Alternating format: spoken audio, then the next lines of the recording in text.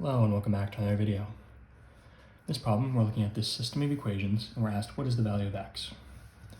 So the first thing we do when we're solving this system of equations is we notice, okay, we want to do elimination, and we can say, okay, if we subtract these right here, the x's will cancel out and we'll be ready to solve for y. But since we're actually looking to solve for x, it'll be easier if we get y to cancel out. And the way we're going to do that is by multiplying this entire equation by 2. So we get 2x plus 2y is equal to negative 9 times 2 is negative 18.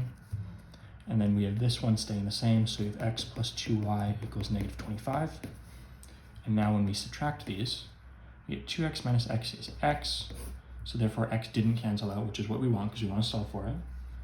2y minus 2y is 0, so plus 0, we don't even have to really write, is equal to negative 18 minus negative 25 is negative 18 plus 25, which we can think of as 25 minus 18. That's 7, so you just get 7 on that side. And we already solved for x. What is the value of x? X is equal to 7. As always, thank you for liking and subscribing, and I'll see you in the next video.